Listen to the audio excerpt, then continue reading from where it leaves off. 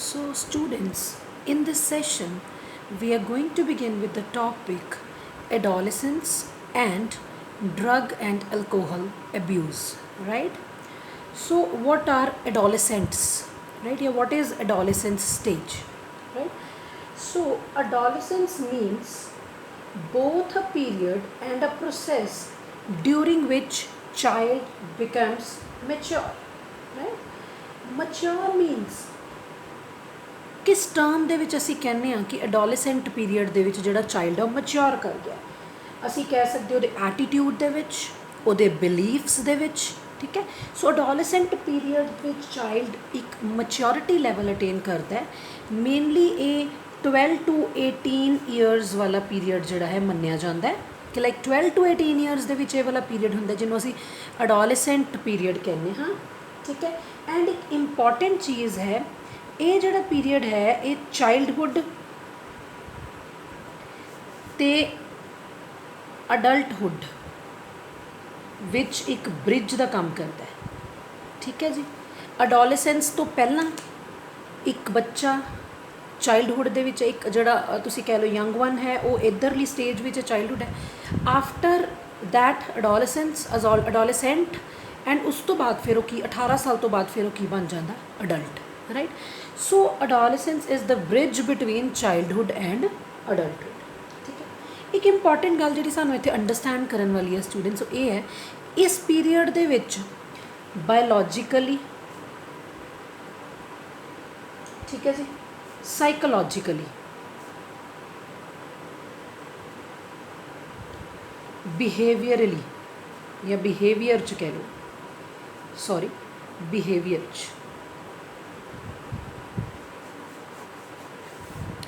ਬਹੁਤ ਸਾਰੀਆਂ ਚੇਂਜਿਸ ਆਉਂਦੀਆਂ ਨੇ ਬਾਇਓਲੋਜੀਕਲੀ ਬਹੁਤ ਜ਼ਿਆਦਾ ਚੇਂਜਿਸ ਆਉਂਦੀਆਂ ਨੇ ਜਦੋਂ ਇਹ ਪੀਰੀਅਡ ਚੱਲਦਾ ਹੈ ਸਾਈਕੋਲੋਜੀਕਲੀ ਮੈਂਟਲੀ ਬਹੁਤ ਜ਼ਿਆਦਾ ਚੇਂਜਿਸ ਆਉਂਦੀ ਤੇ ਬਿਹੇਵੀਅਰ 'ਚ ਵੀ ਬਹੁਤ ਜ਼ਿਆਦਾ ਚੇਂਜਿਸ ਆਉਂਦੀਆਂ ਨੇ ਸੋ ਇੰਨੀਆਂ ਜ਼ਿਆਦਾ ਚੇਂਜਿਸ ਹੋਣ ਦੇ ਕਾਰਨ ਕਈ ਵਾਰੀ ਜਿਹੜੇ ਅਡੋਲੈਸੈਂਟਸ ਨੇ ਦੇ ਬਿਕਮ ਫਰਸਟ੍ਰੇਟਡ ਰਾਈਟ ਸੋ ਉਹਨਾਂ ਦੇ ਨੇਚਰ ਦੇ ਵਿੱਚ ਇੱਕ ਸਡਨ ਚੇਂਜ ਆਉਣਾ ਲਾਈਕ ਅਸੀਂ ਕਹਿੰਦੇ ਹਾਂ ਬਹੁਤ ਫਰਸਟ੍ਰੇਟ ਨੇ ਜਾਂ ਇੱਕ ਕਈ ਵਾਰੀ ਕੀ ਹੈ ਇਸ ਪੀਰੀਅਡ ਦੇ ਵਿੱਚ ਸਟੂਡੈਂਟਸ ਉਹ ਲਾਈਕ ਫੈਂਟਸੀ ਵਰਡ ਦੇ ਵਿੱਚ ਜੀਂਦੇ ਨੇ ਇੱਕ ਰੀਅਲਿਸਟਿਕ ਜਿਹੜਾ ਵਰਡ ਹੈ ਉਹ 'ਚ ਨਹੀਂ ਜੀਂਦੇ ਸੋ ਬਹੁਤ ਸਾਰੀਆਂ ਜਿਹੜੀਆਂ ਚੇਂਜਿਸ ਨੇ ਇਸ ਪੀਰੀਅਡ ਦੇ ਡਿਊਰਿੰਗ ਆਉਂਦੀਆਂ ਨੇ ਐਂਡ ਜਿਹੜੇ ਪੇਰੈਂਟਸ ਨੇ they have to be very ਬਹੁਤ ਜ਼ਿਆਦਾ ਮੈਚਿਓਰਲੀ ਉਹਨਾਂ ਨਾਲ ਬਿਹੇਵ ਕਰਨਾ ਪੈਂਦਾ ਉਹਨਾਂ ਨੂੰ ਹੈਂਡਲ ਕਰਨਾ ਪੈਂਦਾ ਨਾ ਹੀ ਅਸੀਂ ਉਹਨਾਂ ਨਾਲ ਬਹੁਤ ਜ਼ਿਆਦਾ ਸਟ੍ਰਿਕਟ ਰੂਡ ਹੋ ਸਕਦੇ ਹਾਂ ਅਤੇ ਨਾ ਹੀ ਬਹੁਤ ਜ਼ਿਆਦਾ ਲੀਨੀਅੰਟ ਹੋ ਸਕਦੇ ਹਾਂ ਠੀਕ ਹੈ so parents have to be take care of them during this period right so ਇਹ ਪੀਰੀਅਡ ਕਿਹੜਾ ਅਡੋਲੈਸੈਂਟ ਪੀਰੀਅਡ ਹੁਣ ਸਾਡਾ ਮੇਨ ਜਿਹੜਾ ਟੌਪਿਕ ਹੈ ਉਹ ਅੱਜ ਦਾ ਟੌਪਿਕ ਹੈ ਐਲਕੋਹਲ ਅਬਿਊਜ਼ ਅਤੇ drug abuse why we people are why these adolescents are more prone to this alcohol abuse or drug abuse ज़्यादा वो क्यों adolescent period ਦੇ ਵਿੱਚ ਜਿਹੜੇ youngsters ਨੇ ਉਹ alcohol ज़्यादा consume ਕਰਨ ਲੱਗ ਜਾਂਦੇ ਆ drugs consume ਕਰਨ ਲੱਗ ਜਾਂਦੇ why ਉਹ ਅਸੀਂ discuss ਕਰਨਾ ਰਾਈਟ ਕਿ ਅਸੀਂ ਇਸੇ ਕਰਕੇ ਇਸ ਟੌਪਿਕ ਨੂੰ ਰਿਲੇਟ ਕਰ ਰਹੇ ਹਾਂ ਅਸੀਂ ਪਹਿਲਾਂ ਅਡੋਲੈਸੈਂਸ ਤਾਂ ਹੀ ਪੜ੍ਹਿਆ ਹੈ ਇਹ ਵਾਲੀ ਸਟੇਜ ਕਿਉਂਕਿ they are more prone to these alcohol abuse and drug abuse ਠੀਕ ਹੈ ਜੀ ਸੋ ਸਟਾਰਟ ਕਰਦੇ ਹਾਂ with the alcohol abuse right so ਸਭ ਤੋਂ ਪਹਿਲਾਂ ਅਸੀਂ ਪੜ੍ਹਾਂਗੇ ਕਿ ਅਲਕੋਹਲ ਅਬਿਊਜ਼ ਦੇ ਵਿੱਚ ਸਾਡੇ ਕੋਲ ਕੀ ਹੈ the use of alcohol during adolescence ਮੈਂ ਹੁਣੇ ਕਹਿ ਕੇ ਹਟੀ ਹਾਂ ਕਿ ਅਡੋਲੈਸੈਂਟ ਸਟੇਜ ਦੇ ਵਿੱਚ ਅਲਕੋਹਲ ਯੂਜ਼ ਕਰਨ ਦੇ ਬਹੁਤ ਲੌਂਗ ਟਰਮ ਇਫੈਕਟਸ ਹੁੰਦੇ ਨੇ ਠੀਕ ਹੈ ਕਈ ਵਾਰੀ ਕੀ ਹੁੰਦਾ ਹੈ ਇਸ ਪੀਰੀਅਡ ਦੇ ਵਿੱਚ ਐਂਗਜ਼ਾਇਟੀ ਦੇ ਵਿੱਚ ਜਾਂ ਐਕਸਾਈਟਮੈਂਟ ਦੇ ਵਿੱਚ ਜਾਂ ਪੀਅਰ ਪ੍ਰੈਸ਼ਰ ਦੇ ਵਿੱਚ ਫਰੈਂਡ ਸਰਕਲ ਦੇ ਪ੍ਰੈਸ਼ਰ ਦੇ ਵਿੱਚ ਜਿਹੜੇ ਸਾਡੇ ਕੋਲ ਅਡੋਲੈਸੈਂਟਸ ਨੇ ਦੇ start consuming this alcohol but later on ਬਾਅਦ ਵਿੱਚ ਕੀ ਹੁੰਦਾ ਇਹੀ ਹਲਕੀ ਫੁਲਕੀ ਸਟਾਰਟ ਕਰੀ ਹੋਈ ਚੀਜ਼ ਬਾਅਦ 'ਚੋਂ ਹੈਵੀ ਡਰਿੰਕਿੰਗ ਵਿੱਚ ਕਨਵਰਟ ਹੋ ਜਾਂਦੀ ਵੈਨ ਦੇ ਬਿਕਮ ਅਡਲਟ ਰਾਈਟ ਸੋ ਹੁਣ ਬਹੁਤ ਜ਼ਿਆਦਾ ਯੂਜ਼ ਕਰਨਾ ਇਜ਼ ਰੀਅਲੀ ਡੇਂਜਰਸ ਉਹਦੇ ਨਾਲ ਸਾਡੇ ਨਰਵਸ ਸਿਸਟਮ ਨੂੰ ਪ੍ਰੋਬਲਮ ਆਉਂਦੀ ਹੈ ਲੀਵਰ ਡੈਮੇਜ ਹੋ ਜਾਂਦਾ ਹੈ ਸਿਰੋਸਿਸ ਹੋ ਜਾਂਦੀ ਹੈ ਸੋ ਔਰ even if a lady consumes alcohol during pregnancy ਤਾਂ ਫਿਟਸ 'ਤੇ ਵੀ ਬਹੁਤ ਹਾਰਮਫੁਲ ਇਫੈਕਟ ਜਿਹੜੇ ਆਉਂਦੇ ਨੇ ਦੈਨ ਆ ਗਿਆ reason why adolescents consume alcohol right reasons ਕੀ ਹੈ ਕਿ ਅਡੋਲੈਸੈਂਟਸ ਬਹੁਤ ਜ਼ਿਆਦਾ ਅਗਰ ਯੂਜ਼ ਕਰਨਾ ਸ਼ੁਰੂ ਕਰ ਦੇਣ ਅਲਕੋਹਲ ਤਾਂ ਜਾਂ ਸਟਾਰਟ ਕਰ ਦੇਣ having consuming alcohol why social pressure, peer pressure. What is peer? Friends, right? So friend circle the pressure ਜਿਹੜਾ ਹੈ ਉਹ ਉਹਨਾਂ ਨੂੰ start ਕਰਾ ਦਿੰਦਾ ਹੈ ਕਿ ਤੁਸੀਂ alcohol consume ਕਰੋ. Friends, curiosity, ਇੱਕ ਅੰਦਰੋਂ curiosity ਹੁੰਦੀ ਕੀ ਚੀਜ਼ ਹੈ ਮੈਂ ਵੀ ਪੀ ਕੇ ਦੇਖਾਂ, right? Excitement, experimentation, experiment ਕਰਕੇ ਦੇਖਦੇ, liking of the taste. ਉਸ ਤੋਂ ਬਾਅਦ ਕਈ ਵਾਰੀ frustration ਤੇ pressure ਨੂੰ overcome ਕਰਨ ਲਈ ਲੈ ਲੈਂਦੇ ਨੇ, ਕਈ ਵਾਰੀ ਲਾਈਫ ਦੀਆਂ ਹਾਰਡਸ਼ਿਪਸ ਨੂੰ ਓਵਰਕਮ ਕਰਨ ਲਈ ਕਿ ਹਾਂ ਲਾਈਫ ਬੜੀ ਟਫ ਹੈ ਜਾਂ ਸਾਨੂੰ ਪੜ੍ਹਨਾ ਪੈ ਰਿਹਾ ਹੈ ਜਾਂ ਵਟਐਵਰ ਕੰਮ ਕਰਨਾ ਪੈ ਰਿਹਾ, ਸੋ ਉਹਨੂੰ ਓਵਰਕਮ ਕਰਨ ਲਈ ਦੇ ਕੰਜ਼ਿਊਮ ਅਲਕੋਹਲ. ਕਈ ਵਾਰੀ ਬੇਟਾ ਫੈਮਿਲੀ ਹਿਸਟਰੀ, ਲਾਈਕ ਕਿਸੇ ਦੇ ਫੈਮਿਲੀ ਹਿਸਟਰੀ ਦੇ ਵਿੱਚ ਈਵਨ ਉਹਨਾਂ ਦੇ ਫਾਦਰ ਗ੍ਰੈਂਡਫਾਦਰ ਸਭ ਕੰਜ਼ਿਊਮ ਕਰਦੇ ਤੇ ਜਿਹੜੇ ਫਿਰ ਅਡੋਲੈਸੈਂਟਸ ਨੇ even they start consuming alcohol. Unsupportive family environment ਹੋਵੇ ਤਾਂ ਵੀ ਇਹ ਪ੍ਰੋਬਲਮ ਆ ਜਾਂਦੀ ਹੈ. ਦੈਨ ਐਡਵਰਟੀਜ਼ਮੈਂਟਸ, ਟੀ ਦੇ ਵਿੱਚ ਅਸੀਂ ਸਮਟਾਈਮਸ ਦੇਖਦੇ ਕਮਰਸ਼ੀਅਲਸ ਐਡਵਰਟੀਜ਼ਮੈਂਟਸ ਆਉਂਦੀਆਂ ਨੇ, ਉਹਦੇ ਨਾਲ ਇੱਕ ਐਕਸਾਈਟਮੈਂਟ ਜਿਹੜੀ ਹੈ ਉਹ ਡਿਵੈਲਪ ਹੋ ਜਾਂਦੀ ਕਿ ਕੀ ਇਹ ਚੀਜ਼ ਹੈ, ਇੱਕ ਕਿਉਰਿਓਸਿਟੀ ਆ ਜਾਂਦੀ ਹੈ. ਸੋ ਉਹ ਚੀਜ਼ ਨੂੰ ਕਾਮ ਕਰਨ ਦੇ ਲਈ ਦੇ start consuming alcohol just to ਆਪਣੀ ਕਿਉਰਿਓਸਿਟੀ ਨੂੰ ਸੈਟਿਸਫਾਈ ਕਰਨ ਲਈ ਦੇ ਸਟਾਰਟ ਕੰਜ਼ਿਊਮਿੰਗ ਐਲਕੋਹਲ, ਰਾਈਟ? ਔਰ ਇਸ ਚੀਜ਼ ਨੂੰ ਅਸੀਂ ਇੱਥੇ ਤਾਂ ਇਹ ਸਟੱਡੀ ਕਰ ਰਹੇ ਕਿ ਰੀਜ਼ਨ ਕੀ ਹੈ ਵਾਈ ਦੇ ਸਟਾਰਟ ਕੰਜ਼ਿਊਮਿੰਗ ਐਲਕੋਹਲ. ਇਸ ਚੀਜ਼ ਨੂੰ ਅਵੋਇਡ ਵੀ ਕੀਤਾ ਜਾ ਸਕਦਾ. ਸੋ ਅਵੋਇਡ ਕਿੱਦਾਂ ਕੀਤਾ ਜਾ ਸਕਦਾ? ਅਸੀਂ ਮੇਨਲੀ ਉਹੀ ਫਰੈਂਡਸ ਚੂਜ਼ ਕਰੀਏ, ਉਹਨਾਂ ਫਰੈਂਡਸ ਦੇ ਨਾਲ ਹੀ, ਉਹਨਾਂ ਦੀ ਕੰਪਨੀ ਦੇ ਨਾਲ ਹੀ ਅਸੀਂ ਉਹਨਾਂ ਦੀ ਕੰਪਨੀ ਦੇ ਵਿੱਚ ਹੀ ਰਹੀਏ ਜਿਹੜੇ ਫਰੈਂਡਸ ਅਲਕੋਹਲ ਕੰਜ਼ਿਊਮ ਨਹੀਂ ਕਰਦੇ, ਰਾਈਟ? ਆਈ ਮੀਨ ਗੁੱਡ ਕੰਪਨੀ ਜਿਹੜੀ ਹੋਣੀ ਹੈ ਬਹੁਤ ਜ਼ਰੂਰੀ ਹੈ. ਦੈਨ ਉਸ ਤੋਂ ਬਾਅਦ ਤੁਸੀਂ ਇਹ ਦੇਖ ਸਕਦੇ ਹੋ ਕਿ suppose if you have any problem studies ਵਿੱਚ ਜਾਂ ਅਦਰ ਵੇ ਕੋਈ ਵੀ ਦਿੱਕਤ ਹੈ, talk to your parents, talk to your teachers, talk to your elder brother or sister. ਇਹਦੇ ਨਾਲ ਤੁਹਾਡਾ ਪ੍ਰੈਸ਼ਰ ਘਟੇਗਾ ਔਰ ਤੁਹਾਨੂੰ ਇਸ ਨੈਗੇਟਿਵ ਚੀਜ਼ ਵੱਲ ਜਾਣ ਦੀ ਲੋੜ ਨਹੀਂ ਪਏਗੀ, ਰਾਈਟ? ਉਸ ਤੋਂ ਬਾਅਦ ਜਦੋਂ ਵੀ ਤੁਹਾਡਾ ਕਦੀ ਕਿਤੇ ਆਊਟਿੰਗ ਦਾ ਪ੍ਰੋਗਰਾਮ ਬਣੇ ਵਿਦ ਫਰੈਂਡਸ, ਰਾਈਟ? ਸੋ ਹਮੇਸ਼ਾ ਆਪਣੇ ਪੇਰੈਂਟਸ ਨੂੰ ਆਪਣੇ ਪੇਰੈਂਟਸ ਨੂੰ ਪਹਿਲਾਂ ਇਨਫੋਰਮ ਕਰੋ, ਠੀਕ ਹੈ ਜੀ? ਸੋ ਤੁਹਾਨੂੰ ਜਿਹੜੇ ਅਡੋਲੈਸੈਂਟਸ ਹੁੰਦੇ ਨੇ ਉਹਨਾਂ ਦੇ ਫਿਰ ਮਾਈਂਡ ਵਿੱਚ ਇੱਕੋ ਚੀਜ਼ ਰਹਿੰਦੀ ਹੈ ਤਾਂ ਫਿਰ ਇਸ ਕਰਕੇ ਉਹ ਗਲਤ ਚੀਜ਼ਾਂ ਵੱਲ ਅਟਰੈਕਟ ਨਹੀਂ ਹੁੰਦੇ. ਔਰ ਅਗਰ ਸਪੋਜ਼ ਤੁਸੀਂ ਇਸ ਪ੍ਰੋਬਲਮ 'ਚ ਆ ਵੀ ਗਏ ਹੋ ਐਂਡ ਯੂ ਬਿਕਮ ਅਡਿਕਟ ਤਾਂ ਕੋਈ ਪ੍ਰੋਬਲਮ ਨਹੀਂ, there is medical treatment for this ਔਰ ਈਵਨ ਕਾਉਂਸਲਿੰਗ ਸੈਸ਼ਨਸ ਹੁੰਦੇ ਨੇ, ਕਾਉਂਸਲਰਸ ਸਾਡਾ ਸੈਸ਼ਨ ਲੈਂਦੇ ਨੇ ਜਿਹਦੇ ਨਾਲ ਫਿਰ ਇਸ ਚੀਜ਼ ਨੂੰ ਹੈਂਡਲ ਕੀਤਾ ਜਾ ਸਕਦਾ ਹੈ, ਰਾਈਟ? ਸੋ ਨੈਕਸਟ ਸਾਡੇ ਕੋਲ ਆ ਗਿਆ ਇਲ ਇਫੈਕਟਸ ਆਫ ਅਲਕੋਹਲ.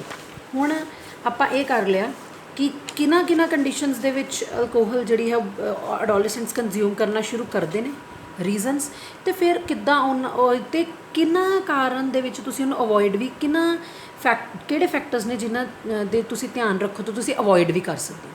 ਪਰ ਜੇ ਕੋਈ ਅਲਕੋਹਲ ਕੰਜ਼ਿਊਮ ਕਰਨ ਲੱਗ ਗਿਆ ਤਾਂ ਦੇਰ R lot of ill effects, ਠੀਕ ਹੈ? ਅਸੀਂ ਡਿਸਕਸ ਕਰ ਰਹੇ ਹਾਂ ਬਹੁਤ ਜ਼ਿਆਦਾ ਅਲਕੋਹਲ ਕੰਜ਼ਿਊਮ ਕਰਨ ਨਾਲ ਜੱਜਮੈਂਟ ਦੀ ਪਾਵਰ ਘੱਟ ਜਾਂਦੀ, ਸਾਨੂੰ ਜੱਜ ਨਹੀਂ ਕਰ ਪਾਉਂਦਾ ਕੀ ਸਹੀ ਹੈ ਕੀ ਗਲਤ ਹੈ, ਨੇੜੇ ਦੂਰ ਵਟਐਵਰ, ਨਹੀਂ ਜੱਜਮੈਂਟ ਗਲਤ, ਵਿਲ ਪਾਵਰ ਘੱਟ ਜਾਂਦੀ ਹੈ, ਸੈਲਫ ਕੰਟਰੋਲ ਆਪਣੇ ਆਪ 'ਤੇ ਕੰਟਰੋਲ ਨਹੀਂ ਰਹਿੰਦਾ. Then loss of emotional control, right? Emotionally ਕੋਈ ਬੰਦੇ ਦਾ ਆਪਣੇ ਆਪ 'ਤੇ ਕੰਟਰੋਲ ਨਹੀਂ ਰਹਿੰਦਾ. ਸਾਨੂੰ ਮੋਰਲ ਸੈਂਸ ਭੁੱਲ ਜਾਂਦੀ ਬਹੁਤ ਜ਼ਿਆਦਾ ਅਲਕੋਹਲ ਕੰਜ਼ਿਊਮ ਕਰਨ ਵਾਲੇ. ਸਮਟਾਈਮ ਦੇ ਬਿਹੇਵ ਲਾਈਕ ਇਡੀਅਟਸ. ਸੋ ਉਹਨਾਂ ਦੀ ਇੱਕ ਮੋਰਲ ਸੈਂਸ ਜਿਹੜੀ ਹੈ ਉਹ ਉਹਨਾਂ ਨੂੰ ਕਲੀਅਰ ਨਹੀਂ ਹੁੰਦੀ ਕਿ ਅਸੀਂ ਕੀ ਬੋਲਣਾ ਹੈ ਕਿ ਨਹੀਂ ਬੋਲਣਾ, ਰਾਈਟ? ਵਿਜ਼ੂਅਲ ਪ੍ਰੋਬਲਮਸ, ਕਈਆਂ ਨੂੰ ਅਲਕੋਹਲ ਕੰਜ਼ਿਊਮ ਕਰਕੇ ਦਿਖਣਾ ਬਲਰ ਹੋ ਜਾਂਦਾ, ਉਹਨਾਂ ਨੂੰ ਧੁੰਦਲਾ ਦਿਖਦਾ, ਰਾਈਟ? ਲੀਵਰ ਫੈਟੀ ਹੋ ਜਾਂਦਾ ਜਿਹੜੇ ਅਲਕੋਹਲ ਕੰਜ਼ਿਊਮ ਕਰਦੇ ਅਕਸਰ ਦੇ ਹੈ fatty liver syndrome, right?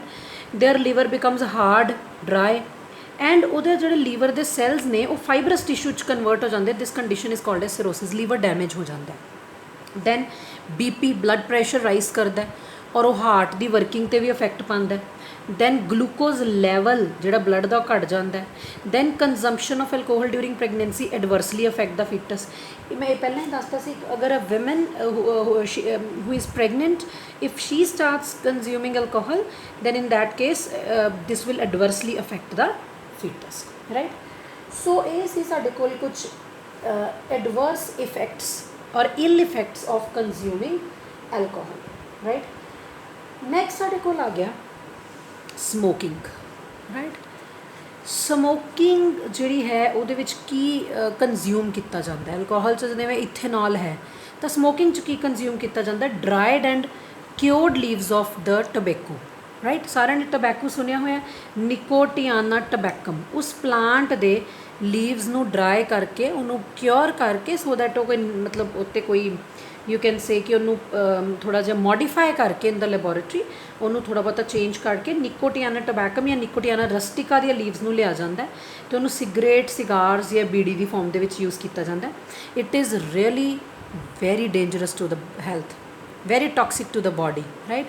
So tobacco smoke ਕਰਨ ਜਿਹੜਾ ਸਮੋਕਿੰਗ ਹੈ ਉਹਨੂੰ ਕਰਨ ਨਾਲ 300 ਕੰਪਾਊਂਡਸ ਜਿਹੜੇ ਨੇ ਉਹ ਤੁਹਾਡੀ ਬੋਡੀ ਦੇ ਵਿੱਚ, ਕਿਉਂਕਿ ਟੋਬੈਕੋ ਦੇ ਵਿੱਚ ਹੈ ਤਾਂ ਤੁਹਾਡੀ ਬੋਡੀ 'ਚ ਵੀ ਜਾਣਗੇ।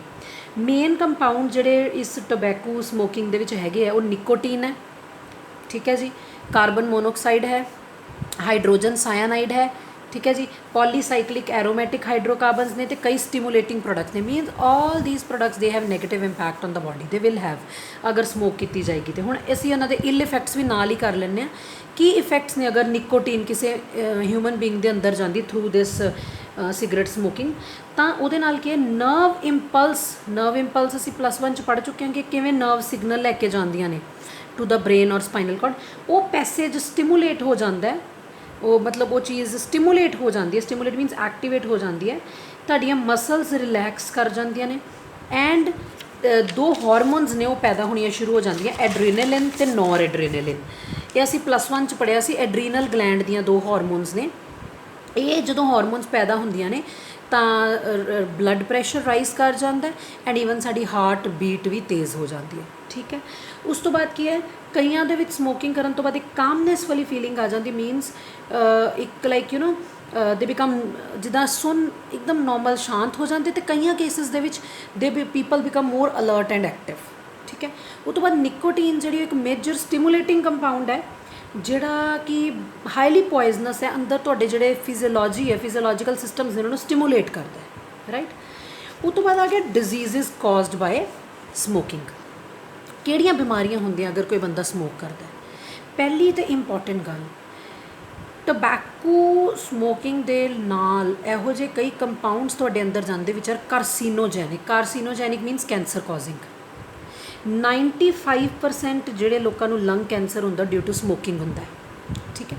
Then is coronary heart disease, ਜਿਹਦੇ ਵਿੱਚ ਤੁਹਾਡੀਆਂ ਮੇਜਰ ਕੋਰੋਨਰੀ ਆਰਟਰੀਜ਼ ਦੇ ਵਿੱਚ ਤੁਸੀਂ ਕਹਿ ਲਓ ਕੋਈ ਚੀਜ਼ ਡਿਪੋਜ਼ਿਟ ਹੋਣ ਲੱਗ ਜਾਂਦੀ ਹੈ ਅਤੇ ਉਹ ਬਲੋਕੇਜ ਤੁਸੀਂ ਸਾਰਿਆਂ ਨੇ ਸੁਣੀ ਹੋਈ ਹੈ, ਤਾਂ ਮੇਜਰ ਬਲੱਡ ਆਰਟਰੀਜ਼ ਬਲੋਕ ਕਰ ਜਾਂਦੀਆਂ।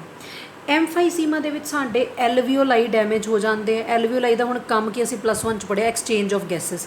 ਅਗਰ ਐਲਵੀਓਲਾਈ 'ਚ ਪ੍ਰੋਬਲਮ ਆ ਗਈ ਤਾਂ ਤੁਹਾਡੀ ਸਾਰੇ ਸਿਸਟਮ 'ਚ ਪ੍ਰੋਬਲਮ ਆ ਗਈ, ਰੈਸਪੀਰੇਟਰੀ ਸਿਸਟਮ 'ਚ। ਕਫਿੰਗ, ਬ੍ਰੋਂਕਾਈਟਿਸ, ਬ੍ਰੋਂਕਾਈ ਜਿਹੜੀ ਤੁਹਾਡੀ ਲੈ ਕੇ ਜਾਂਦੀ ਹੈ, ਜਿਹੜੀ ਸਾਡੇ ਰੈਸਪੀਰੇਟਰੀ ਟਰੈਕਟ ਹੈ, ਤਾਂ ਉਹਦੀ ਅੰਦਰਲੀ ਲਾਈਨਿੰਗ ਇਨਫਲਾਮੇਸ਼ਨ ਹੋ ਜਾਂਦੀ, ਉਹ ਵੀ ਗੈਸ ਐਕਸਚੇਂਜ ਵਿੱਚ ਪ੍ਰੋਬਲਮ ਆਉਂਦੀ ਹੈ। ਗੈਸਟ੍ਰਿਕ ਅਲਸਰ, ਸਟਮਕ ਦੀ ਅੰਦਰਲੀ ਲਾਈਨਿੰਗ, ਐਬਡੋਮਨ ਦੀ ਅੰਦਰਲੀ ਲਾਈਨਿੰਗ ਦੇ ਵਿੱਚ ਸਾਡੇ ਉਹ ਹੋ ਜਾਂਦੀ ਹੈ, ਅਲਸਰਸ, ਛਾਲੇ ਹੋ ਜਾਂਦੇ ਨੇ। ਫਿਰ ਸਾਡੀ ਇਮਿਊਨਿਟੀ ਘੱਟ ਜਾਂਦੀ ਹੈ। Then oxygen carrying capacity, haemoglobin oxygen carry ਕਰਦਾ, ਉਹਦੀ ਕਪੈਸਿਟੀ ਘੱਟ ਜਾਂਦੀ ਹੈ। ਸੋ ਇਹ ਕੁਝ ਡਿਜ਼ੀਜ਼ਸ ਨੇ ਵਿਚ ਆਰ ਕਾਜ਼ ਬਾਏ ਸਮੋਕਿੰਗ, ਰਾਈਟ। ਸੋ ਦੋ ਅਸੀਂ ਟੌਪਿਕਸ ਡਿਸਕਸ ਕਰ ਲਏ, one is alcohol abuse and other is, ਅਸੀਂ ਲੇਟਰ ਉਹਨਾਂ ਦੇ ਇਫੈਕਟਸ ਪੜ੍ਹਾਂਗੇ ਹੋਰ ਡਿਟੇਲ ਦੇ ਵਿੱਚ। ਐਂਡ ਹੁਣ ਅਸੀਂ ਕਰਾਂਗੇ ਡਰੱਗ ਕੀ ਹੁੰਦਾ, 3 ਕੈਟੇਗਰੀਜ਼ ਆਫ ਡਰੱਗਸ ਅਸੀਂ ਡਿਸਕਸ ਕਰਾਂਗੇ। ਸਭ ਤੋਂ ਪਹਿਲਾਂ ਡਰੱਗ ਜਿਹੜਾ ਇੱਕ ਫਰੈਂਚ ਵਰਡ ਡਰੌਗ ਤੋਂ ਲਿਆ ਗਿਆ ਹੈ, dry herb you all understand. Drug ਇੱਕ ਐਸਾ ਸਬਸਟੈਂਸ ਹੈ ਮੇਨਲੀ ਜਿਹਨੂੰ ਅਸੀਂ ਕੋਈ ਮੈਡੀਸਿਨ ਕੰਜ਼ਿਊਮ ਕਰਦੇ, ਉਹ ਵੀ ਇੱਕ ਤਰ੍ਹਾਂ ਦਾ ਡਰੱਗ ਹੈ। ਉਹਦੀ ਇੱਕ ਕੁਆਂਟਿਟੀ ਹੁੰਦੀ ਹੈ, ਉਹਦੇ ਲੈਣ ਦਾ ਇੱਕ ਉਹ ਹੁੰਦੀ ਹੈ, ਫਰੀਕੁਐਂਸੀ ਹੁੰਦੀ ਕਿ ਦਿਨ 'ਚ ਅਸੀਂ 1 ਵਾਰੀ ਖਾਣੀ ਹੈ, 2 ਵਾਰੀ ਖਾਣੀ, ਇੰਨੀ ਖਾਣੀ ਹੈ, ਕੁਆਂਟਿਟੀ ਹੈ। ਬਟ ਜੇ ਅਸੀਂ ਉਹਨੂੰ ਉਹਦੀ ਕੁਆਂਟਿਟੀ ਤੋਂ ਜ਼ਿਆਦਾ ਲਈਏ ਤਾਂ ਫਿਰ ਉਹ ਸਾਡੇ ਲਈ ਨੈਗੇਟਿਵ ਜਿਹੜਾ ਉਹ ਚੀਜ਼ ਬਣ ਜਾਂਦਾ ਹੈ। ਜਨਰਲੀ ਅਸੀਂ ਆਪਣੇ ਆਪ ਨੂੰ ਠੀਕ ਰੱਖਣ ਦੇ ਲਈ ਅਸੀਂ ਆਪਣੇ ਬੈਨੀਫਿਟ ਦੇ ਲਈ ਡਰੱਗਸ ਲੈਂਦੇ ਹਾਂ, ਦਵਾਈਆਂ ਮੈਡੀਸਿਨਸ ਲੈਂਦੇ ਹਾਂ। ਬਟ ਅਗਰ ਅਸੀਂ ਉਹਦੀ ਕੰਜ਼ੰਪਸ਼ਨ ਨੂੰ ਹੋਰ ਪਰਪਸ ਲਈ ਯੂਜ਼ ਕਰੀਏ ਕਿ ਨਾਰਮਲੀ ਬਿਮਾਰੀ ਨੂੰ ਠੀਕ ਕਰਨ ਲਈ ਕਿਸੇ ਹੋਰ ਪਰਪਸ ਲਈ ਯੂਜ਼ ਕਰੀਏ, ਜ਼ਿਆਦਾ ਮਾਤਰਾ 'ਚ ਲਈਏ, ਜ਼ਿਆਦਾ ਵਾਰੀ ਲਈਏ, ਤਾਂ ਉਹ ਫਿਰ ਸਾਨੂੰ ਜਿਹੜੀ ਉਹ ਪ੍ਰੋਬਲਮ ਕ੍ਰੀਏਟ ਕਰ ਸਕਦੀ ਹੈ, ਠੀਕ ਹੈ ਜੀ। ਦੈਨ ਇਟ ਵਿਲ ਬਿਕਮ ਉਹ ਵਾਲਾ ਡਰੱਗ ਜਿਹੜਾ ਸਾਡੇ ਲਈ ਨੈਗੇਟਿਵ ਹੈ, ਠੀਕ ਹੈ ਜੀ। ਉਸ ਤੋਂ ਬਾਅਦ ਆ ਜਾਂਦਾ ਸਾਡੇ ਕੋਲ ਜਿਹੜੇ ਮੇਨਲੀ ਜਿਹੜੇ ਡਰੱਗਸ ਦੀ ਕੰਜ਼ੰਪਸ਼ਨ ਕੀਤੀ ਜਾਂਦੀ ਅਦਰ ਦੈਨ ਉਹਨਾਂ ਦੇ ਕਲੀਨਿਕਲ ਯੂਜ਼ੇਜ ਤੋਂ ਬਿਨਾਂ, ਤਾਂ ਉਹ ਹੈਗੇ ਓਪੀਓਇਡਸ, ਕੈਨਾਬਿਨੋਇਡਸ ਅਤੇ ਕੋਕਾ ਐਲਕੇਲੋਇਡਸ। These are 3 categories of drugs, mainly flowering plant angiosperms ਤੋਂ ਲਏ ਜਾਂਦੇ ਆ, ਫੰਜਾਈ ਤੋਂ ਲਏ ਜਾਂਦੇ ਆ। ਅਸੀਂ ਤਿੰਨਾਂ ਡਰੱਗਸ ਦੀ ਕੈਟੇਗਰੀ ਹੁਣੇ ਡਿਸਕਸ ਕਰਾਂਗੇ। ਸਭ ਤੋਂ ਪਹਿਲਾਂ ਸਾਡੇ ਕੋਲ ਨੇ ਓਪੀਓਇਡਸ, ਰਾਈਟ। ਮੇਨਲੀ ਇਹ opium, you all must have heard opium poppy plant, right. ਆਹ ਇਹਦੀ ਪਿਕਚਰ ਹੈ, ओपीएम पोपी प्लांट दी। सो ये ओपीएम तो ये ओपीओइड्स लए जाते हैं, ठीक है जी। ਜਦੋਂ ਇਹ ਕੰਜ਼ਿਊਮ ਕੀਤੇ ਜਾਂਦੇ ਇਹਦਾ ਜਿਹੜਾ ਸਿਗਨਲ ਹੈ ਉਹਨੂੰ ਰਿਸੀਵ ਕਰਨ ਲਈ ਜਿਹੜੇ ਰਿਸੈਪਟਰਸ ਪਏ ਹੈ, ਓਬਵੀਅਸਲੀ ਜਦੋਂ ਅਸੀਂ ਕੋਈ ਚੀਜ਼ ਕੰਜ਼ਿਊਮ ਕਰਦੇ ਹਾਂ ਉਹਦੇ ਰਿਸੈਪਟਰ ਹੁੰਦੇ ਜਿਹੜੇ ਉਸ ਚੀਜ਼ ਨੂੰ ਰਿਸੀਵ ਕਰਦੇ ਨੇ, ਉਹ ਸਾਡਾ ਸੈਂਟਰਲ ਨਰਵਸ ਸਿਸਟਮ ਤੇ ਗੈਸਟਰੋ ਇੰਟੈਸਟਾਈਨਲ ਟਰੈਕਟ ਦੇ ਵਿੱਚ ਪਏ ਨੇ, ਠੀਕ ਹੈ ਜੀ। ਮੇਨਲੀ ਇਹਦੇ ਵਿੱਚ ਹੈਰੋਇਨ ਹੈ ਜਿਹਨੂੰ ਸਮੈਕ ਵੀ ਕਿਹਾ ਜਾਂਦਾ, ਜਿਹੜਾ ਕੈਮੀਕਲੀ ਡਾਈ ਐਸੀਟਾਈਲ ਮੋਰਫਿਨ ਹੈ, ਇੱਕ ਵਾਈਟ ਕਲਰ ਦਾ ਆਰਡਰਲੈਸ ਬਿਟਰ ਮਤਲਬ ਕੜਵਾ ਕ੍ਰਿਸਟਲਾਈਨ ਕੰਪਾਊਂਡ, ਠੀਕ ਹੈ, ਮੋਰਫਿਨ। ਮੇਨਲੀ ਜਿਹੜਾ ਮੋਰਫਿਨ ਹੈ ਇਹ ਪੋਪੀ ਪਲਾਂਟ ਜਿਹਦਾ ਕੈਮੀਕਲੀ ਤੁਸੀਂ ਕਹਿ ਸਕਦੇ IUPAC ਔਰ ਅਸੀਂ ਕਹਿ ਸਕਦੇ ਸਾਇੰਟੀਫਿਕ ਨੇਮ ਸਾਇੰਟੀਫਿਕ ਨੇਮ ਜਿਹੜਾ ਪੈਪਾਵਰਸ ਸੋਮਨੀਫੈਰਮ ਹੈ।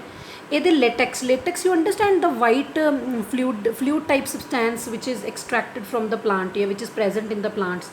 ਸੋ ਉਹ ਲੇਟੈਕਸ ਦੇ ਵਿੱਚੋਂ ਜਿਹੜਾ ਹੈ ਇਹ ਓਬਟੇਨ ਕੀਤਾ ਜਾਂਦਾ ਹੈ, ਹੈਰੋਇਨ ਕਹਿ ਲਓ ਜਾਂ ਮੋਰਫਿਨ।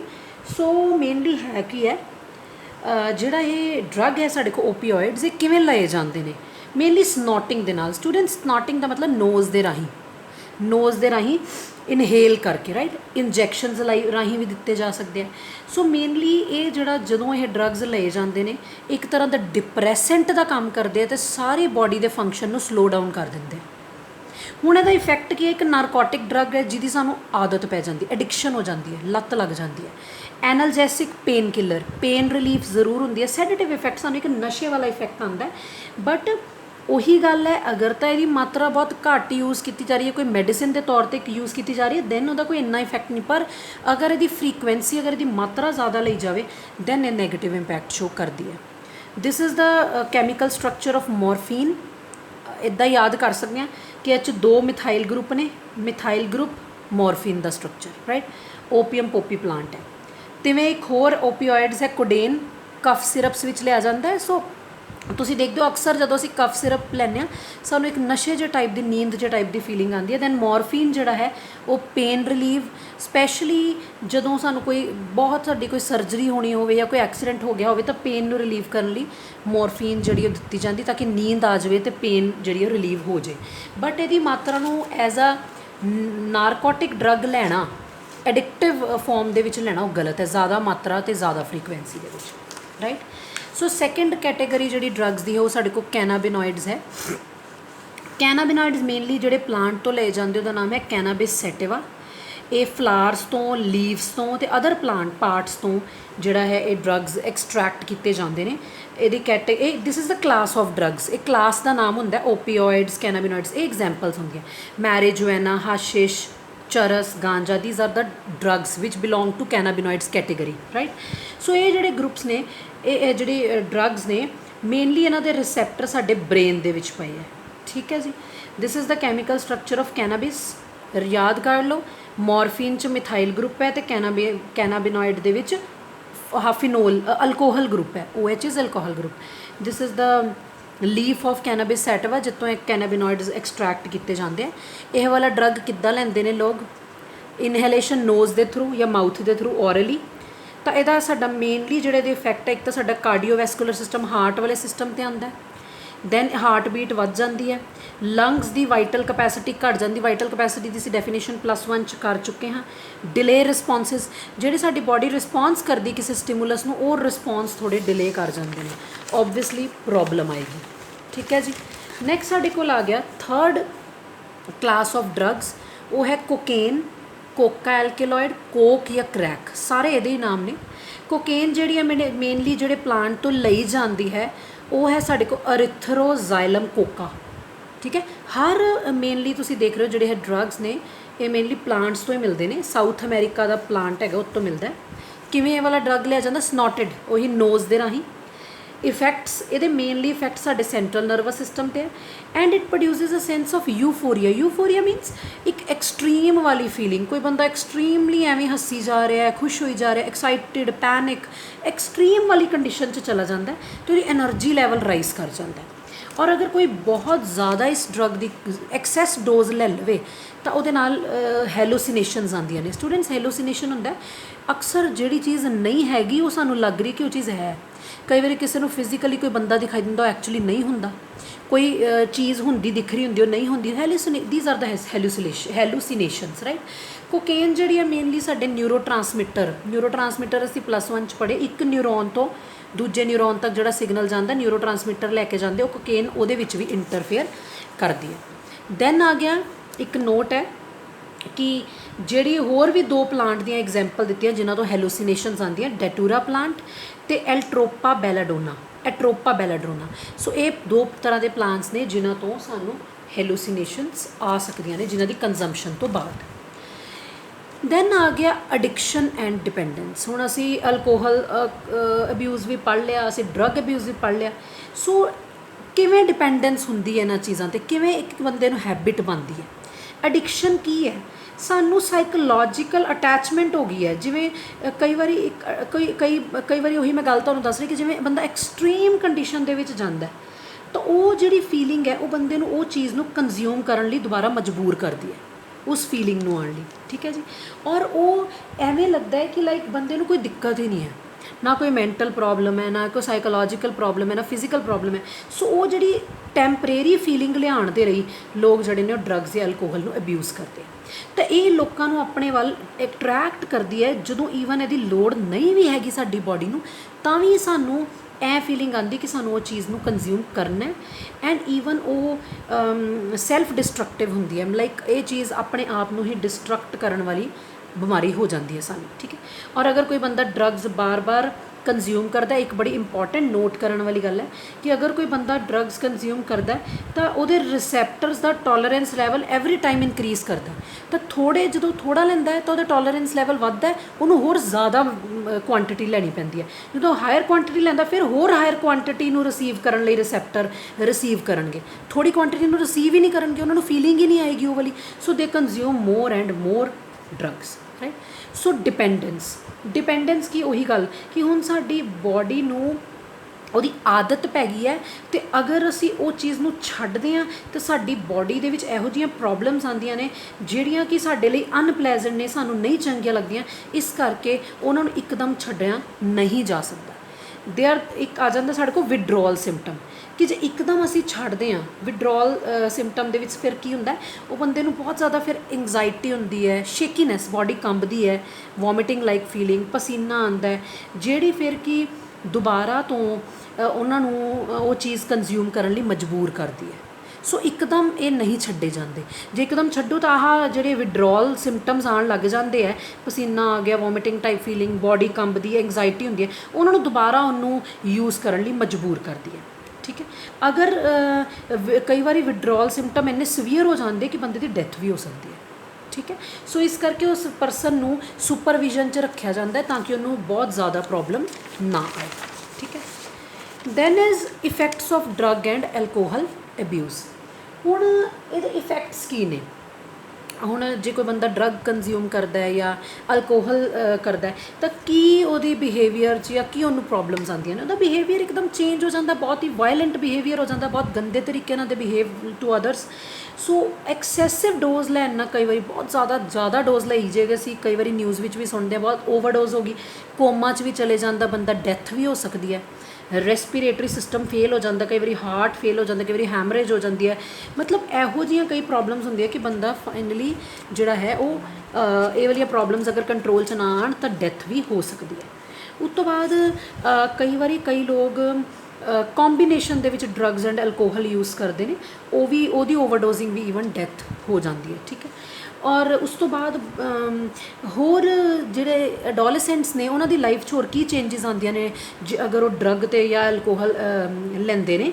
ਤਾਂ ਓਬਵੀਅਸ ਹੈ ਸਟੱਡੀ ਵੱਲ ਧਿਆਨ ਨਹੀਂ ਲੱਗੇਗਾ, ਐਕੈਡੈਮਿਕ ਪਰਫੋਰਮੈਂਸ ਪੂਅਰ ਹੋ ਜਾਏਗੀ, ਉਹਨਾਂ ਦਾ ਆਪਣੀ ਪਰਸਨਲ ਸਫਾਈ ਹਾਈਜੀਨ 'ਤੇ ਧਿਆਨ ਨਹੀਂ ਜਾਏਗਾ, ਗੰਦੇ ਮੰਦੇ ਬਣੇ ਰਹਿਣਗੇ, ਡਿਪਰੈਸ਼ਨ ਹੋ ਜਾਏਗਾ, ਥਕਾਵਟ ਹੋਏਗੀ, ਐਗਰੈਸਿਵ ਗੁੱਸੇ ਵਾਲਾ ਬਿਹੇਵੀਅਰ ਹੋ ਜਾਏਗਾ, ਉਹ ਆਪਣੀ ਫੈਮਿਲੀ ਅਤੇ ਫਰੈਂਡਸ ਨਾਲ ਆਪਣਾ ਰਿਲੇਸ਼ਨ ਖ਼ਰਾਬ ਕਰ ਲੈਣਗੇ, ਉਹਨਾਂ ਦਾ ਆਪਣੀ ਹੌਬੀਜ਼ ਵੱਲ ਇੰਟਰਸਟ ਨਹੀਂ ਜਾਏਗਾ, ਉਹਨਾਂ ਦਾ sleeping patterns, eating habits change ਹੋ ਜਾਣਗੀਆਂ, ਉਹਨਾਂ ਦੇ ਵੇਟ ਅਤੇ ਐਪੇਟਾਈਟ, ਭੁੱਖ ਲੱਗਣਾ, ਭਾਰ ਦੇ ਵਿੱਚ ਫਲਕਚੁਏਸ਼ਨਸ ਆਉਣਗੀਆਂ, ਠੀਕ ਹੈ। ਔਰ ਜਿਹੜੇ ਸਪੈਸ਼ਲੀ ਡਰੱਗ ਇੰਟਰਾਵੀਨਸਲੀ ਲੈਂਦੇ, ਮੀਨਸ ਵੇਨਸ ਦੇ ਵਿੱਚ ਇੰਜੈਕਸ਼ਨ ਦੇ ਰਾਹੀਂ, ਉਹਨਾਂ ਨੂੰ ਏਡਜ਼ ਤੇ ਹੈਪੇਟਾਈਟਸ ਬੀ ਵਰਗੀਆਂ ਬਿਮਾਰੀਆਂ ਜਲਦੀ ਹੁੰਦੀਆਂ ਨੇ, ਕਿਉਂਕਿ ਉਹਨਾਂ ਨੂੰ ਇਹ ਨਹੀਂ ਪਤਾ ਨਾ ਇੱਕ ਯੰਗ ਵਨ ਨੇ ਲਿਆ ਤਾਂ ਉਹਦੇ ਤੋਂ ਦੂਜੇ ਨੇ ਲੈ ਲਿਆ ਉਹੀ ਨੀਡਲ ਦੇ ਨਾਲ, ਤਾਂ ਹੋ ਸਕਦਾ ਇੱਕ ਨੂੰ ਹੋਵੇ ਪ੍ਰੋਬਲਮ ਤਾਂ ਦੂਜੇ ਨੂੰ ਫੈਲ ਜਾਵੇ from infected person to normal person. So ਇਹ ਡਿਜ਼ੀਜ਼ਸ ਹਮੇਸ਼ਾ ਅਕਸਰ ਕੀ ਹੁੰਦੀਆਂ ਨੇ fatal means they leads to death, right. So ਇਹ ਸੀ ਸਾਡੇ ਕੋਲ ਕੁਝ ਇਲ ਇਫੈਕਟਸ ਡਰੱਗ ਅਤੇ ਐਲਕੋਹਲ ਅਬਿਊਜ਼ ਦੇ ਕੀ ਨੈਗੇਟਿਵ ਇੰਪੈਕਟਸ ਆਉਂਦੇ ਨੇ ਸਾਡੇ ਬੋਡੀ 'ਤੇ, ਰਾਈਟ। ਉਸ ਤੋਂ ਬਾਅਦ ਸਾਡੇ ਕੋਲ ਲਾਸਟ ਆ ਗਿਆ how can we prevent and cure this problem, right, or disease you can say. ਹੁਣ ਅਗਰ ਕੋਈ ਚਾਹੁੰਦਾ ਹੈ ਕਿ ਨਹੀਂ ਮੈਂ ਨਹੀਂ ਕੰਜ਼ਿਊਮ ਕਰਨਾ ਜਾਂ ਰੋਕਣਾ ਵੀ ਨਾ ਇਸ ਪ੍ਰੋਬਲਮ 'ਚ ਆਉਣ, ਤਾਂ ਕਿਹੜੀਆਂ ਚੀਜ਼ਾਂ ਦਾ ਜਿਹੜਾ ਧਿਆਨ ਰੱਖਣਾ ਪੈਂਦਾ, ਸਪੈਸ਼ਲੀ ਪੇਰੈਂਟਸ ਅਤੇ ਟੀਚਰਸ 'ਤੇ ਇੱਕ ਬਹੁਤ ਵੱਡੀ ਜ਼ਿੰਮੇਵਾਰੀ ਆ ਜਾਂਦੀ ਹੈ, ਸੋ ਦੈਟ ਉਹ ਆਪਣੇ ਸਟੂਡੈਂਟਸ ਨੂੰ ਇਹਨਾਂ ਗਲਤ ਚੀਜ਼ਾਂ ਤੋਂ ਪ੍ਰੀਵੈਂਟ ਕਰ ਸਕਣ, ਠੀਕ ਹੈ ਜੀ। ਸੋ ਕੁਛ ਮੈਜਰਸ ਜਿਹੜੇ ਅਸੀਂ ਲੈ ਸਕਦੇ ਹਾਂ ਸੋ ਦੈਟ ਬੱਚਾ ਜਿਹੜਾ ਗਲਤ ਇਹਨਾਂ ਅਬਿਊਸਿਵ ਜਿਹੜੀਆਂ ਚੀਜ਼ਾਂ ਨੇ ਉਹਨਾਂ ਵੱਲ ਨਾ ਜਾਏ। ਤਾਂ ਸਭ ਤੋਂ ਪਹਿਲਾਂ ਸਾਨੂੰ ਕਿਸੇ ਵੀ ਚਾਈਲਡ 'ਤੇ ਅਨਡਿਊ ਪ੍ਰੈਸ਼ਰ ਨਹੀਂ ਪਾਉਣਾ ਚਾਹੀਦਾ, ਠੀਕ ਹੈ ਜੀ। ਕਿਸੇ ਵੀ ਬੱਚੇ 'ਤੇ ਅਨਡਿਊ ਪ੍ਰੈਸ਼ਰ ਨਹੀਂ ਪਾਉਣਾ ਚਾਹੀਦਾ, ਰੈਦਰ ਉਹ ਹੋਵੇ ਪੜ੍ਹਾਈ ਦੇ ਰਿਲੇਟਿਡ, ਸਪੋਰਟਸ ਦੇ ਰਿਲੇਟਿਡ, ਕੁਝ ਬਣਨ ਦੇ ਰਿਲੇਟਿਡ ਨਹੀਂ, ਕਰੀਅਰ ਰਿਲੇਟਿਡ ਨੋ, ਸਾਨੂੰ ਕੋਈ ਵੀ ਅਨਡਿਊ ਪ੍ਰੈਸ਼ਰ ਨਹੀਂ ਪਾਉਣਾ ਚਾਹੀਦਾ। ਜਿੰਨਾ ਕੁ ਝੇਲ ਸਕਣ ਓਨਾ ਠੀਕ ਹੈ, ਬਿਯੋਂਡ ਦੇਅਰ ਕੈਪੇਬਿਲਿਟੀ ਅਗਰ ਅਸੀਂ ਉਹਨਾਂ 'ਤੇ ਪ੍ਰੈਸ਼ਰ ਪਾਵਾਂਗੇ ਤਾਂ ਫਿਰ ਉਹ ਗਲਤ ਜਿਹੜਾ ਹੈ ਉਹਨਾਂ ਨੂੰ ਗਲਤ ਗਲਤ ਜਿਹੜੀਆਂ ਪਾਸੇ ਵੱਲ ਉਹ ਲੈ ਕੇ ਜਾਏਗਾ। ਨੈਕਸਟ ਅਸੀਂ ਇਹ ਕਰ ਸਕਦੇ ਹਾਂ ਕਿ ਐਡੂਕੇਸ਼ਨ ਅਵੇਅਰਨੈਸ ਕਹਿ ਲਓ, ਅਤੇ ਇੱਕ ਤੁਸੀਂ ਕਹਿ ਲਓ ਕਾਉਂਸਲਿੰਗ ਬੜੀ ਜ਼ਿਆਦਾ ਜ਼ਰੂਰੀ ਹੈ, ਠੀਕ ਹੈ। So counselling and education plays very important role. ਤਾਂ ਸਾਨੂੰ ਅਕਸਰ ਮਤਲਬ ਬਹੁਤ ਜਲਦੀ ਜਿਹੜੀ ਹੈ ਉਹ ਅਗਰ ਤੁਹਾਨੂੰ ਲੱਗਦਾ ਹੈ ਕਿ ਕੋਈ ਬੱਚਾ ਸਟ੍ਰੈਸਡ ਹੈ, ਕੋਈ ਬੱਚਾ ਕਿਸੇ ਚੀਜ਼ ਦਾ ਪ੍ਰੈਸ਼ਰ ਲੈ ਰਿਹਾ, ਸੋ 1-to-1 ਕਾਉਂਸਲਿੰਗ, ਮਤਲਬ ਕਿ ਤੁਸੀਂ ਅਤੇ ਉਹ ਬੱਚਾ ਆਮੋ ਸਾਹਮਣੇ ਇੱਕ 1-to-1 ਕਾਉਂਸਲਿੰਗ ਕਰ ਲੈਣੀ ਚਾਹੀਦੀ, ਸਾਰਿਆਂ ਦੇ ਵਿੱਚ ਨਹੀਂ, ਬਿਕੋਜ਼ ਉਹ ਸਾਰਿਆਂ ਦੇ ਵਿੱਚ ਅਕਸਰ ਬੱਚੇ ਜਿਹੜੇ ਉਹ ਪੂਰੀ ਗੱਲ ਨਹੀਂ ਦੱਸਦੇ। ਸੋ 1-to-1 ਕਾਉਂਸਲਿੰਗ ਜਿਹੜੀ ਹੈ ਉਹ ਬਹੁਤ ਜ਼ਿਆਦਾ ਜ਼ਰੂਰੀ ਹੈ, ਜਿਹਦੇ ਨਾਲ ਫਿਰ ਇਹ ਚੀਜ਼ਾਂ ਰੋਕੀਆਂ ਜਾ ਸਕਦੀਆਂ ਨੇ। ਦੈਨ ਤੁਸੀਂ ਅਗਰ ਕੋਈ ਟੀਚਰ ਹੈ ਤਾਂ ਪੇਰੈਂਟਸ ਦੀ, ਜਾਂ ਅਗਰ ਕੋਈ ਬੱਚਾ ਚਾਹੁੰਦਾ ਹੈ ਕਿ ਮੈਂ ਇਸ ਪ੍ਰੋਬਲਮ 'ਚ ਨਾ ਪਵਾਂ ਜਾਂ ਉਹਨੂੰ ਲੱਗਦਾ ਕਿ ਮੈਂ ਜਾ ਸਕਦਾ ਇਸ ਪ੍ਰੋਬਲਮ 'ਚ, ਤਾਂ ਫਟਾਫਟ ਤੁਸੀਂ ਆਪਣੇ ਐਲਡਰਸ ਨਾਲ, ਪੇਰੈਂਟਸ ਨਾਲ, ਆਪਣੇ ਫਰੈਂਡਸ ਨਾਲ ਗੱਲ ਕਰ ਸਕਦੇ ਹੋ। ਤਾਂ ਜਦੋਂ ਤੁਸੀਂ ਕਿਸੇ ਨਾਲ ਆਪਣੀਆਂ ਫੀਲਿੰਗਸ ਸ਼ੇਅਰ ਕਰਦੇ ਹੋ ਤਾਂ ਓਬਵੀਅਸਲੀ ਸਾਨੂੰ ਪਤਾ ਹੈ ਉਹਦੇ ਨਾਲ ਉਹ ਚੀਜ਼ ਘਟਦੀ ਹੈ। ਅਗਰ ਕੋਈ ਪ੍ਰੋਬਲਮ ਹੈ ਤਾਂ ਸ਼ੇਅਰ ਕਰੋ, ਤਾਂ ਉਹਦੇ ਨਾਲ ਉਹ ਤੁਹਾਡੇ 'ਤੇ ਪ੍ਰੈਸ਼ਰ ਘਟੇਗਾ, ਸੋ ਗਲਤ ਚੀਜ਼ਾਂ ਵੱਲ ਜਾਣ ਤੋਂ ਅਸੀਂ ਰੁਕਾਂਗੇ, ਠੀਕ ਹੈ ਜੀ। ਦੈਨ ਸਾਡੇ ਕੋਲ ਆ ਜਾਂਦਾ ਕਿ ਅਗਰ ਕੋਈ ਬੱਚਾ ਇਸ ਚੀਜ਼ ਦੇ ਵਿੱਚ ਪੈ ਚੁੱਕਾ ਹੈ, ਉਹ ਐਡਿਕਟ ਹੋ ਚੁੱਕਾ ਹੈ, ਤਾਂ no problem at all, talk to your parents, tell everything clearly, ਉਹਨਾਂ ਨੂੰ ਹਰ ਸੱਚ ਦੱਸ ਦਿਓ ਓਨੈਸਟਲੀ, ਤਾਂ ਉਹ ਤੁਹਾਨੂੰ ਕਿਸੇ ਕਾਉਂਸਲਰ ਤੋਂ ਲੈ ਜਾਣਗੇ ਜਾਂ ਤੁਹਾਡੀ ਹੈਲਪ ਕਰਨਗੇ to get rid of this problem, right. ਉਸ ਤੋਂ ਬਾਅਦ ਅਸੀਂ ਇਹ ਵੀ ਕਹਿ ਸਕਦੇ ਹਾਂ ਅਸੀਂ ਪ੍ਰੋਫੈਸ਼ਨਲ ਅਤੇ ਮੈਡੀਕਲ ਹੈਲਪ ਲੈ ਸਕਦੇ ਹਾਂ। ਮੈਂ ਪਹਿਲਾਂ ਹੀ ਦੱਸਤਾ ਕਿ ਅਸੀਂ ਕੀ ਕਰ ਸਕਦੇ ਹਾਂ, ਪ੍ਰੋਫੈਸ਼ਨਲ ਜਾਂ ਮੈਡੀਕਲ ਹੈਲਪ ਲੈ ਸਕਦੇ ਹਾਂ ਕਿ ਅਸੀਂ ਐਡਿਕਸ਼ਨ ਨੂੰ ਕਿਵੇਂ ਦੂਰ ਕਰੀਏ, ਤਾਂ ਅਸੀਂ ਇਸ ਪ੍ਰੋਬਲਮ ਨੂੰ ਕਿਵੇਂ ਓਵਰਕਮ ਕਰੀਏ। ਸੋ ਕੁਝ ਚੀਜ਼ਾਂ ਨੇ ਅਸੀਂ ਜਿਹਦੇ ਨਾਲ ਇਹ ਚੀਜ਼ ਨੂੰ ਪ੍ਰੀਵੈਂਟ ਕਰ ਸਕਦੇ ਹਾਂ, ਜਾਂ ਜੇ ਪ੍ਰੋਬਲਮ ਹੈਗੀ ਹੈ ਤਾਂ ਅਸੀਂ ਉਹਨੂੰ ਕਿਉਰ ਕਰ ਸਕਦੇ ਹਾਂ। So these things can be easily prevented and cured. So ਇਹ ਸੀਗਾ topic drug and alcohol abuse, ਉਹਨਾਂ ਦੇ effects and prevention and control, ਅਤੇ ਅਡੋਲੈਸੈਂਟਸ ਕਿਵੇਂ ਇਸ ਚੀਜ਼ ਵੱਲ ਜ਼ਿਆਦਾ ਜਲਦੀ ਅਟਰੈਕਟ ਹੁੰਦੇ ਨੇ। ਸੋ ਇਹ ਸੀ। ਸੋ ਇੱਥੇ ਸਾਡਾ chapter human health and diseases finish ਹੁੰਦਾ ਹੈ।